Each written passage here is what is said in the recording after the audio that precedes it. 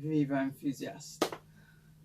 So my friends, I want to welcome all my cigar aficionados, my cigarians, my connoisseurs, and of course enthusiasts. Welcome to Viva Enthusiast, and this is my channel.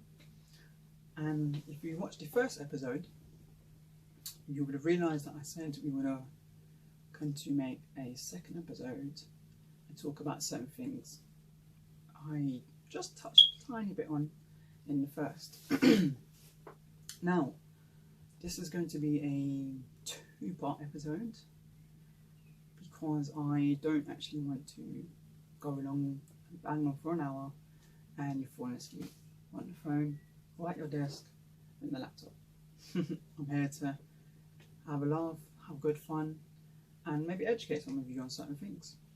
So the title of this video is Taboo Things in the cigar industry, and basically I want to talk about some taboo subjects, shall we say, which are a little bit sensitive, shall we say, to the cigar community.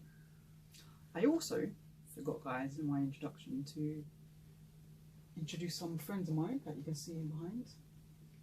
These are some of my friends that I have. They were around me during the lockdown when you couldn't smoke over anyone else. So this is Wulong. He's the baby of the family. He's the first one. He's like, we have a firstborn child. They always are the spoiled one. Then have Minion, little Minion, naughty one. See, always naughty. Then have Waddles, the penguin. Likes to waddle his way around, play around on his front. Right now he's hating the conditions because it is very, very hot. Well, it's warm to me, but for most people in England it's like crazy heat wave, but for me it's warm. Then you have Slushy, he as well, like Waddles, not really liking the conditions, prefers the winter environment.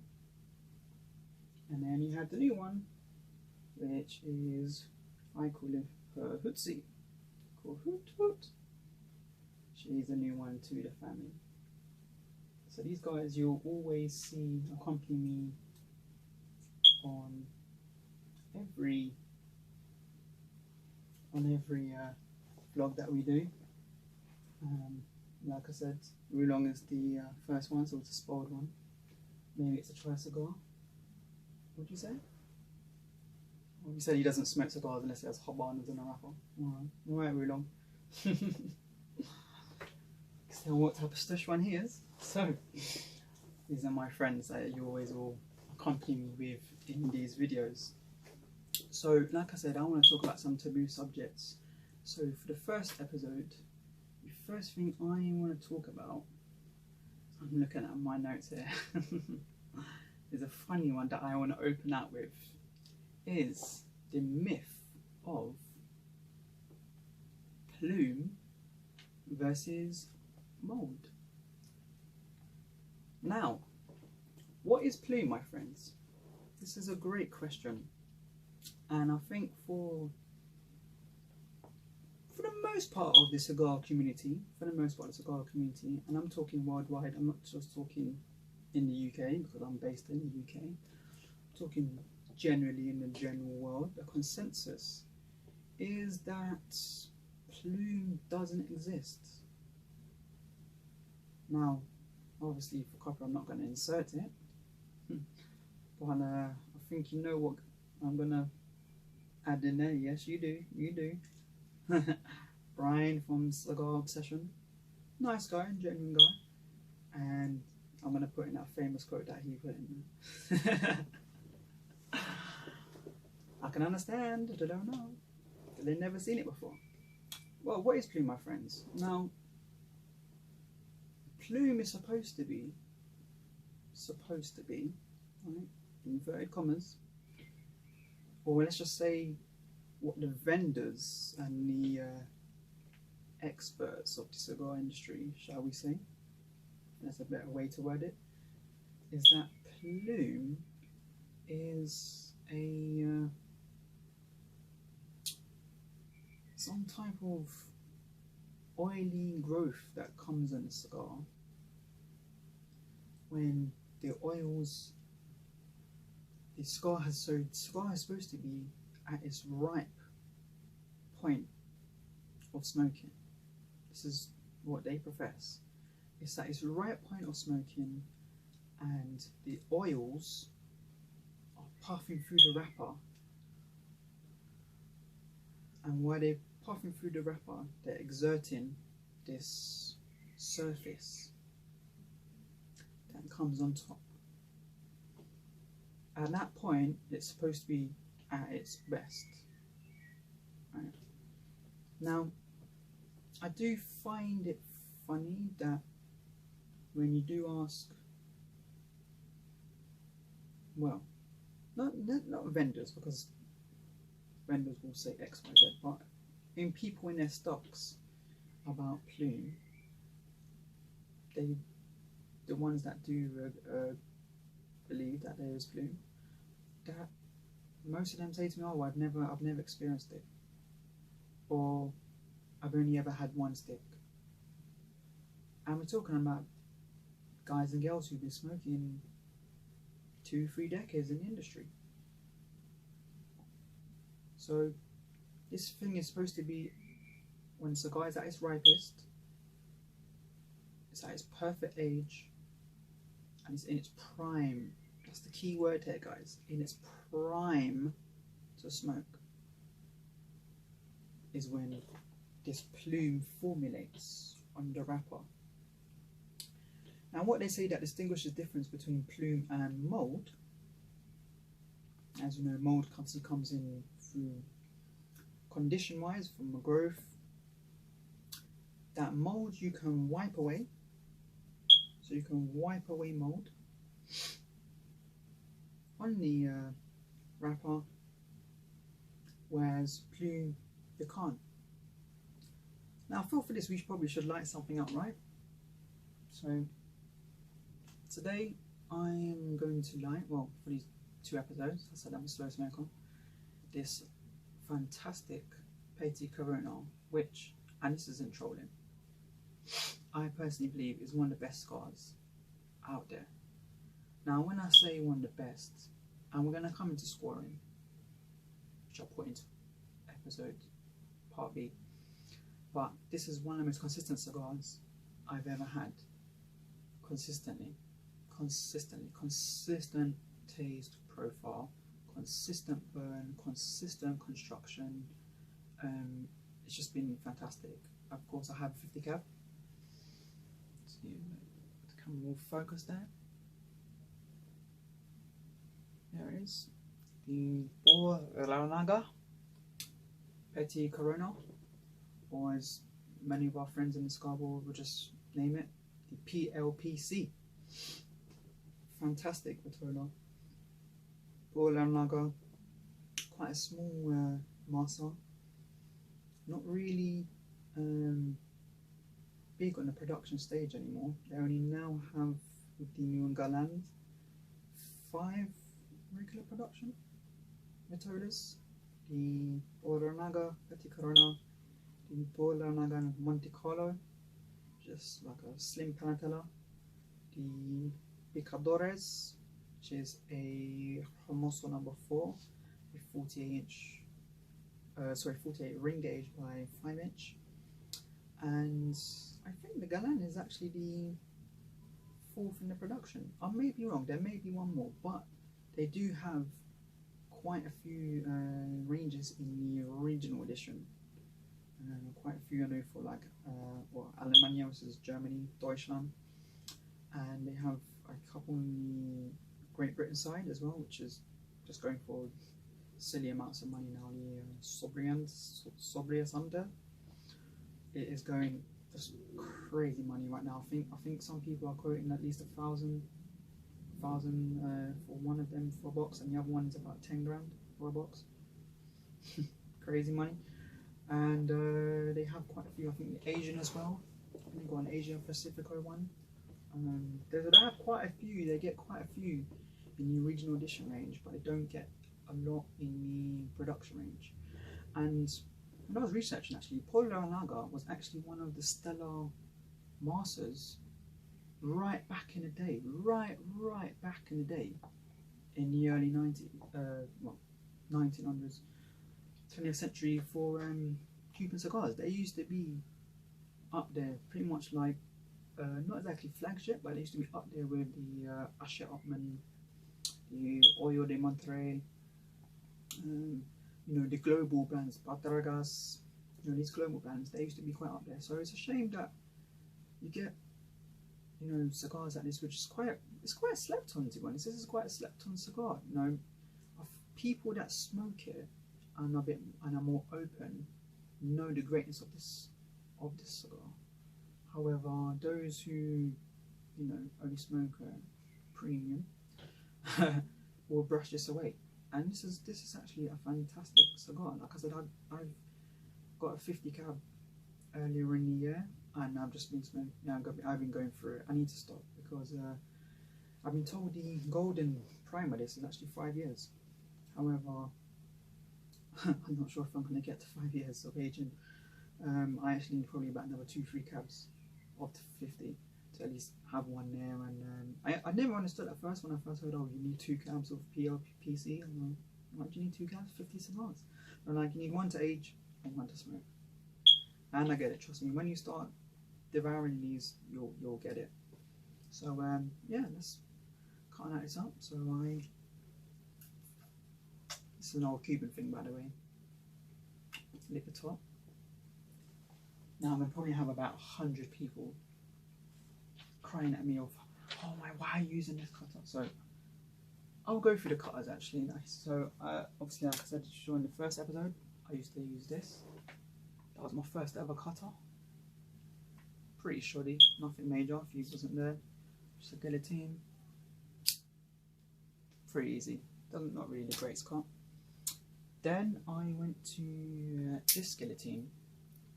Double-handed, 2 blades. I think this can take up to about 60 ring gauge.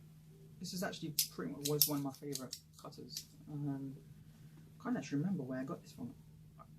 I was thinking Vertigo, but I'm not really sure it's Vertigo. Then I have my scissors. It's actually quite a real hard stiffness. And I'll say it's good for about Petit Corona. I can put that in the camera. It's good for about Petit Corona size and smaller. Nothing big, like good for like a Fundadores if you don't twist the cap. Panatella, you know, anything smaller than Petit Corona is the best. Then this was, when I used to read about it, was one of the best cutters in the business. The Zycar XO. Serious guillotine. I watched quite a few reviews on this. It's actually supposed to be, I don't know if it's focusing. Yeah. Actually supposed to be one of the most sharpest guillotines, cigar cutters you can get. Actually could cut right through your hand and cut your finger off. So not that I'm advertising for you to do some torch techniques, but this is if I'm honest, this is a good cutter. But the issue is, because it's so thick, right? So it's so thick, you have to line it up perfectly. And you've got to really line it up. Because it's so thick, you can't quite see the blade. You can't, I can do it up close. You can't quite see necessarily. You've got to like sort of estimate the cap a little. You can't quite, because it's so thick. See the camera's focusing there. It's quite thick, so you can't quite really see necessarily the cap, and that is my problem with this. I mean, there was one trick where you so you sort of lay it like this on a table, and you put that, and you cut it, and it will be a perfect cut. Did that a couple of times. Won't really too fast. And basically, I moved to this, which I always use all the time. I think this is the best cutter on the business, and it just can't compete with anything else, to be honest. The Calibri V-cut. Just have the little button there, and it comes out. Oh, do that again. I'll do that again for you that didn't see. So I'll do that. and it has a little stop at the back. So you can, don't know if you can see inside. Yeah, there you go. So it stops the cigar going right through, and you just cutting crazy out. It just takes that nice cap. And put it this way, I had the EXO, a very expensive car. It's probably gone down in price now. And so picked up the V car because I really want to try a V car because a lot of people are talking about the draws a lot better and get more. I picked a V car and I haven't ever gone back. I haven't even gone back to any of those except from maybe the guillotine and scissors or time or two. I've just not even bothered. So with V cut this, I'll show you over here. You heard that right? It's a good firm cut. I need to try a crown cut as well. The crown is you do one way and then you do it. I still haven't. I keep saying I will. So it does do it. Yeah, it does do it quite deep. I know some people are going to be absolutely crying and throwing their shoes at the screen right now, but you know that's them. Don't really care. So I don't actually cold draw my cigars, and I'll talk about that later on why. Now, one thing you need always is one of these, perfect draw. If you are investing in Cuban cigars, Habanos, well, we're going to talk about this. So if you are investing in cigars, Nuevo Cuban, and you don't have one of these, you've got it all wrong, my friend. This is one of the most vital things you can ever have, and it will pay for itself quite easily back over.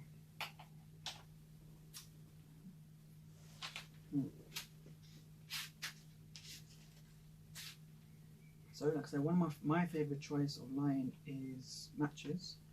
I will actually show you the other ways as well. I'll show you my other lighters once I've lit this up.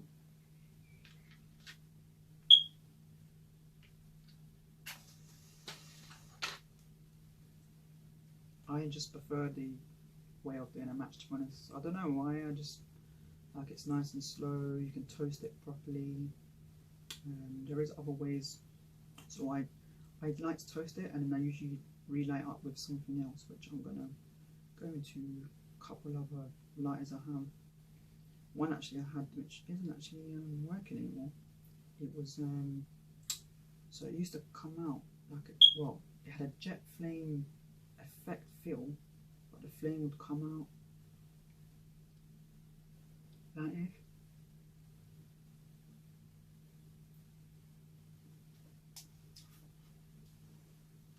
So before those that shine, oh my god, there's noise. I always used to.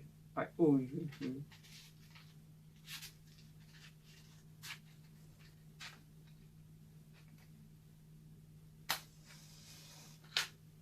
And that one just to get it going a little bit.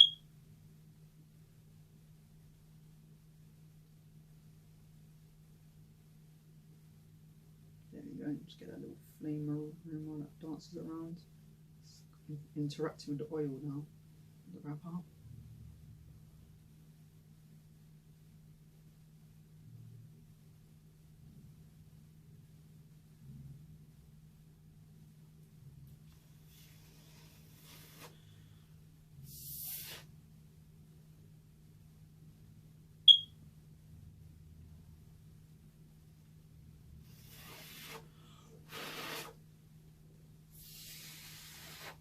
So I was doing it and I've got a little bit of a cherry I want to think, so I'll just go through. This is a jet flame flick. Not really that much gas. It is. This is a Vertigo actually, and very cheap. In the UK, I think it's about 20 quid. I think it's quite about less than that, but let's just say £20. Good score, quick, easy £20. This is honestly the one I use. This is my favourite. Well, was my favourite before I started really getting back to matches. This is one of the best ever lighters. Period. Unbelievable consistency. Doesn't necessarily drain all the fuel. Amazing. Now this, I've spent a lot of money on this. First came out. The SD DuPont Defi Extreme. I used it quite a lot of it the other day when I was out. a really powerful flame. However, if you use DuPonts, you know you can only use a DuPont fuel, and the annoying thing about this one is that it only uses a particular DuPont. It's in a red can and it's only for the extremes. I haven't tried with the others to see if it works. I might just put my own one in there and see. Now this one is going to really hate, people are going to really hate, and I just really don't care. Is my flamethrower, my 901 torch. Actually for cooking, I used to be a chef, so actually now a lot of people are like, oh, let's cinch, you're cinching. Now you have a scroll. Yeah, scroll here that controls the flame. So I'm just going to touch this up a little bit now. So obviously that's too high, so I'm just going to a little bit lower, just touch it up.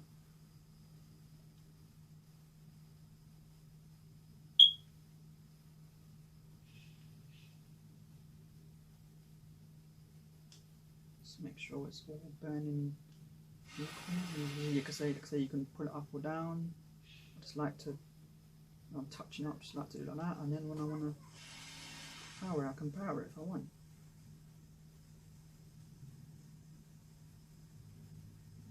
Or I'll just power it that way.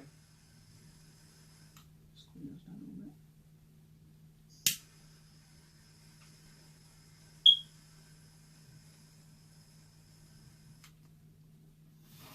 There we go. So this is actually my favourite. I always combine this with my matches, and that's the way I do things. And some people really vomit in, throw me at the mouth, well, I really don't care. That's your business, mate. You shouldn't really care, to be honest, as long as you like the thing. I've seen people do it with Bix. You know, as long as you like the thing and it pops out cherries on, it's all good.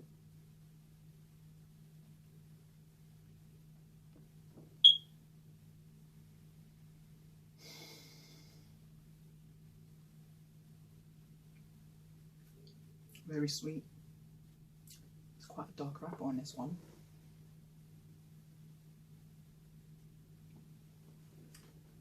Not all of them had it. I had this in my very first one, but it's got that touch of caramel hint. Pepper.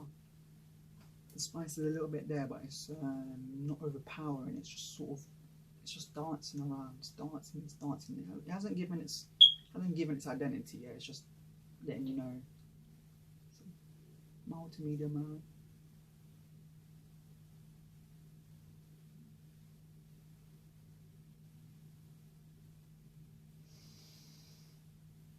Retro super smooth.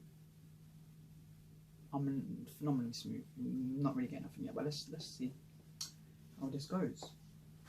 So guys, just check the camera's all good. So, like I said, we're here to talk about Taboo. So back to what I was saying.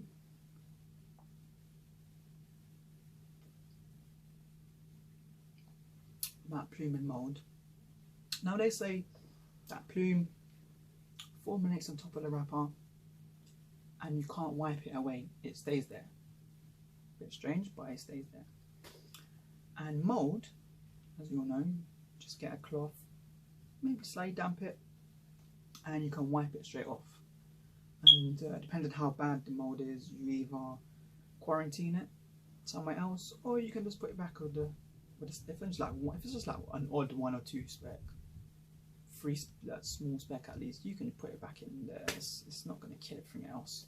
If it's got like literally the wrapper is just spotted it, you need to quarantine that. One way, but it's more of a Beatles way, was obviously to wrap it up, put it in the freezer, maybe like a day or 2, and then put it to cooler climates after. That's one way of doing it, but that's mainly to kill off cigar beetles, and especially with Cuban cigars, they freeze them before they ship them out. So you shouldn't really have to freeze them, but I know some people live by that code.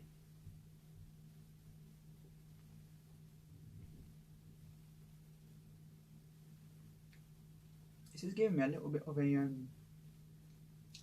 floral element actually, which is never given to me before. Never given to me before. I got this cab in March. It's it's only been about 4 months. Wow, I've been smoking so many of these. It's only been 4 months. Never had that one before, so interesting. Little the draw's gone a little bit off, but that's fine. That's my fault. I can touch that later on, but see if it all. Draw's going off a little bit, but that is not gonna knock off points for me in my scoring. It will down the line if it doesn't correct, but I'm putting it down to my own fault. So yeah, not worrying about that right now. So back to malt. Creamy. It's creamy, floaty pepper on it. Ooh. Touch of earth, but it's very creamy, smooth. It usually comes a bit more, not harsh, but it comes a bit more tactful. But anyways, guys, back to my point now. So, malt. Now I had, right, so there's two things I want to show. So I will put up a picture, hopefully it will come up somewhere.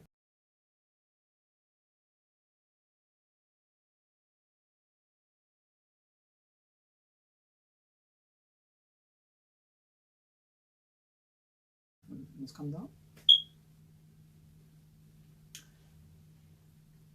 And these were some Hoyo de Monterrey Petit Robustos.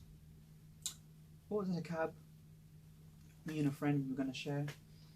And when I got the cigars, it all had mold spots all over. Now what you guys need to know, and need to, well, it's up to you, you make a decision at the end of the day, but if the mold has gone to the foot, right, so it's gone into where it burns, yeah, if it's gone into that foot and you see mold, it's like a tunnel in there, doesn't it? Right, should be okay. Need to punch it a little bit. If let me just ash this quickly. If mold has gone into the foot, that is a no-no. And why is that a no-no? Well, I'll tell you why. Because it means it's already travelled, it's already grown within inside in the filler. Inside the binder, it's already inside the filler and it's grown out the mold. And if that happens, you want to throw that away. You don't want to be smoking that. Now I know there'll be people here, the plumers, they will say, oh, but why are you going to throw mold away? You know, penicillin has mold in it. Yes, it does. Yes, it does. I actually don't use penicillin. I'm not even one to even go to the doctors and take antibiotics or anything. If something is wrong, I just personally, unless I really have to, personal preference, I just use a homemade tonic or something. I make homemade remedy. That's how I roll. But you know, it's for everyone else.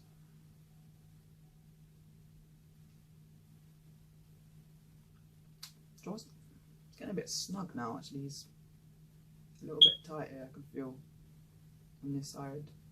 It's a little bit tight, but we'll save the flash rodding for a bit. Let's see how it develops.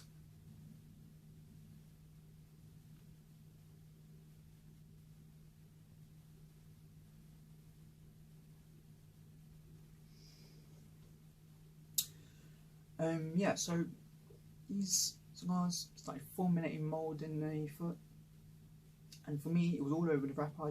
Pictures was shown, depict. Spoke to my friend, like showed him pictures that it's gone through the foot. We said nah, taking that back, and we put it back. No problems, got a refund from the vendor.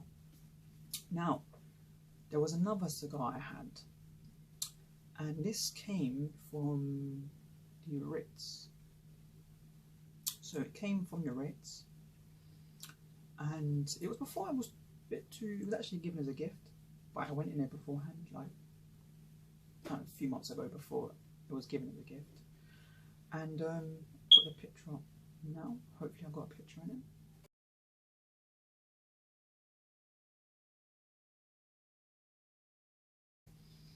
And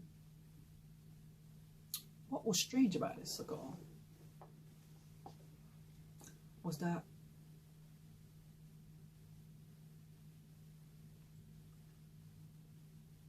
after 8 months of resting in the humidor, it started to develop this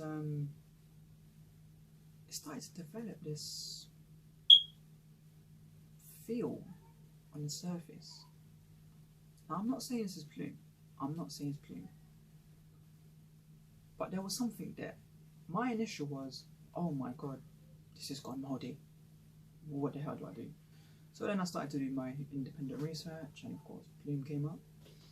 Now this thing, right, it can't be mold. Oh, sorry, it can't be plume, because plume apparently stays on the wrapper.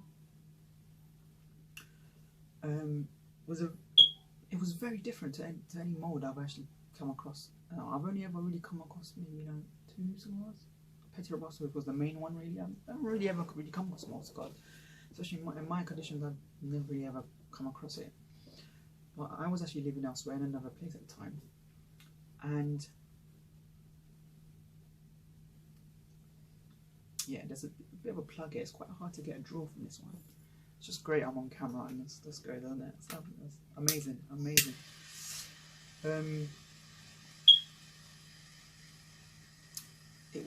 It developed this kind of, I wouldn't say oily, but it was like this sort of white surface.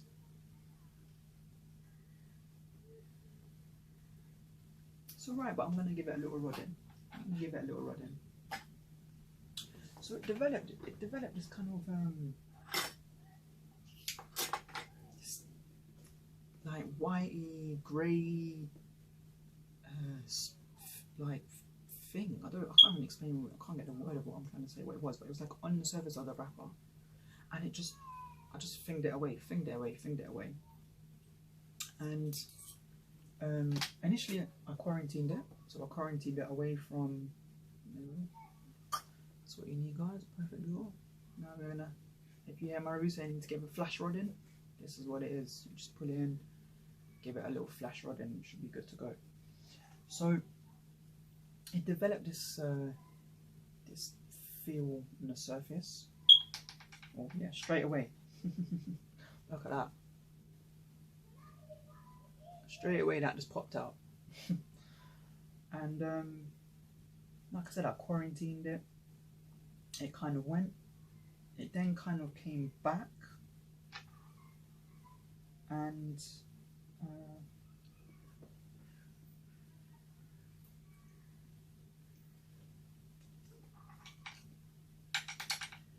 I then put it back in with my other stock. Right. Later on, then after I smoked it about 4 months later. Yeah, it was actually exactly a year. Exactly a year from receiving. I rested it and smoked out. And this, I'm just going to ash this, I don't want to ash my trans. It had this surface. Okay, wiping away. Came back a little bit, and it made the cigar looked sort of cloudy.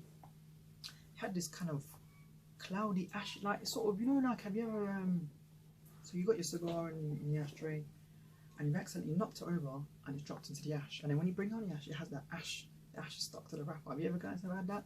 So you'll have that.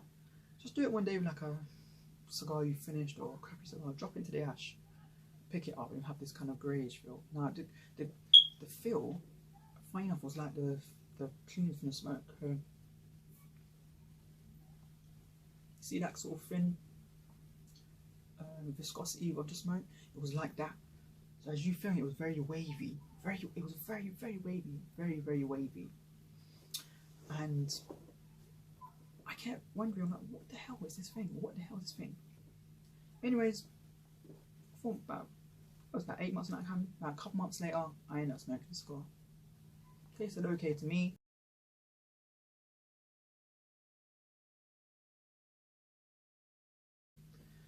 Palate wasn't as developed and defined at that time.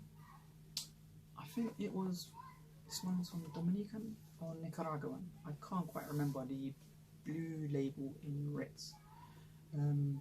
a lot of burnt salted caramel, toffee flavours. That was the main note I really got, was that burnt salted caramel. It was the first time I ever really tasted burnt salted caramel. Never really had it before, but I remember that was prevalent. And yeah, I just smoked it regardless, because I thought, well, it's okay. It wasn't really popping back up. It did have that kind of cloudy white feel, but it didn't come up with any spots. Now, I'm not trying to say that is Plume. I'm not trying to say that is Plume. Personally, I don't believe it exists. And our friends at Friends of Habanos, Rabayala and Ken, they did a study over cigars. I'm sure many of you have seen or read it. And in all the tests, they had all different types of things. Funny enough, I didn't actually see, I don't believe I saw what I saw then when I was researching on that cigar. I don't believe I saw that feel in it. But anyways, they went through all these different tests, all different types of mold, plume, whatever. And in all of those tests, there wasn't a particular finding that could back up this ideology of plume. They all had some type of fungus mold, which these experts and so forth say that it's not mold, it's plume. So that pretty much debunks that ideology. But I know some of you are, already have your shotguns and pitchforks ready outside my door. Probably why I'm hearing screaming outside of kids right now, because they're ready to banish me from the cigar world.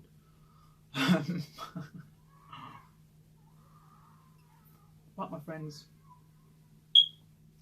I'm come to tell you that if you have spots on your cigar, if you have some type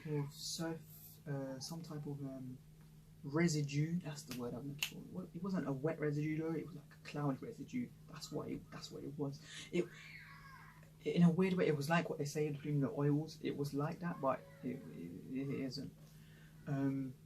Because from pictures I've seen, especially with like Brian, he had a review. It was literally about nearly a decade ago, about 8 years ago, and he was like, "This cigar he's smoking with Plume," and he had all these.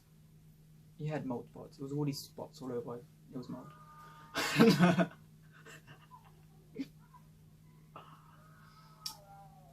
Yeah, if you get any of those spots, guys, it's mold. You need to wipe away, damp cloth, wipe away the surface. And if it's really bad, it's like spotted ick, you need to quarantine that. If it's just a couple odd specks, odd little 1 or 2 specks, I had it before with my RAF 88, open the box, and only one, the first one in the box, had a couple little specks. Wiped it, damp it, I was like, it's only a couple specks, I put it back in, I ain't seen that again. If you've got good conditions, you've got consistent, solid conditions, the cigar will grow, it won't grow anymore. Do you know what I mean? So you're fine on that level. You just need to follow the you need to follow just the basic principles.